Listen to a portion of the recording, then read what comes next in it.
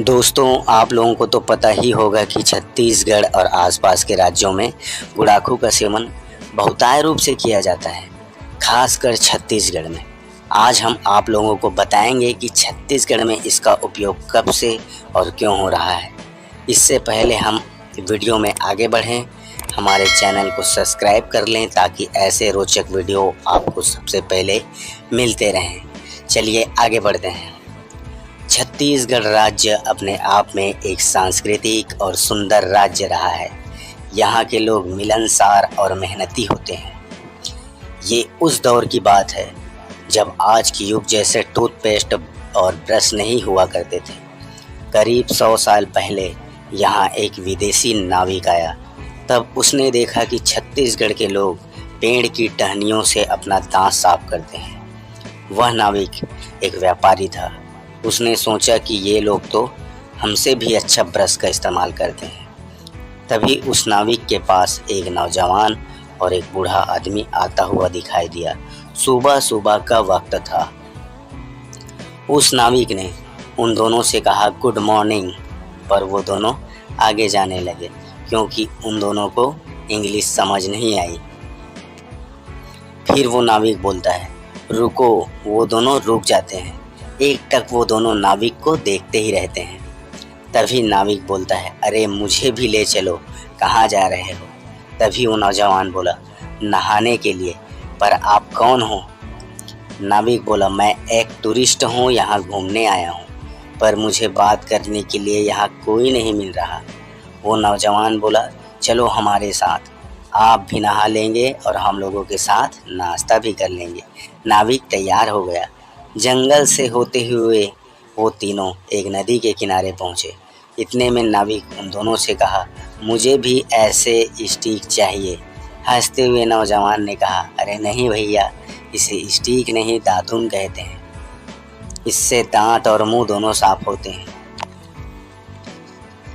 नाविक ने कहा मुझे भी चाहिए दातुन। नौजवान कहा अभी ला के देता हूँ। वो लड़का दौड़ता हुआ गया और नीम के पेड़ में चढ़ गया। नीम का नया ताज़ा डंडी उसको ला के दे दिया। वह नाविक जब उस दातून को दांत से कुचला तो उसका दांत दर्द देने लगा, क्योंकि वह सिगरेट और दूसरा अन्य प्रकार का भी नशा करता था। जैसे तैसे उसने दातून कुचला और दांतों में घिसने लगा। उसको पहली बार एहसास हुआ दातून का भी ब्रश बनाया जा सकता है और इससे अच्छा बिजनेस भी बन सकता है। इसका स्वाद और मुंह का दुर्गंध वेरी नाइस सभी गायब। चीरा करने से जीभ भी साफ। अब नहा धोकर वो तीनों उस बुजुर्ग के घर चला गया। अब बुजुर्ग ने कहा अरे भाई नाश्ता तैयार है, बैठो। और वो तीनों जमीन पर बैठ गए। वह जवान उस बूढ़े आदमी का नाती था। जब खाना निकला, कोदो दाल भात और मिर्च लहसुन की चटनी, वह नाविक उस खाना की सुगंध और चटनी की चटपटी स्वाद से उसका मन खुश हो गया। वो वहाँ और कुछ दिन रुकना चाहता था क्योंकि उसे बिजनेस और खाने का बड़ा असर हो रहा था। एक दिन सुबह उस नौजवान से कहा तुम लोग कितना कमा लेते हो? उस नौजवान ने कहा घर चल जाता है। नाविक ने कहा हमारे यहाँ का टूथपेस्ट इस्तेमाल करोगे?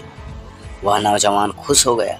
नया दातून और वो भी विलायती, तो मुझे जल्दी दो, मैं इसे ट्राई करता हूँ। इतने में नाविक एक पाउच निकाला और उसके हाथ में दे दिया। वह नौजवान उसे देखते रह गया। ये क्या है? नाविक कहा ये मिट्टी और कुछ सुगंधित मिश्रण से बना है। इसे उंगली में लगाओ और दांतों में घिसो। वह नौजवान उंगली में लगाया और घिसने लगा। अरे वाह, इसका स्वाद तो दातून से भी अच्छा है, पर इसका चीरा कहाँ, कैसे जीभ साफ करूं कैसे?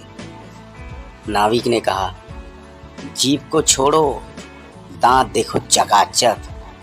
दोस्तों, हम लोग पहले से ही ब्रश और जीभी करते थे, वो विदेशी यहाँ आकर ही सीखे हैं।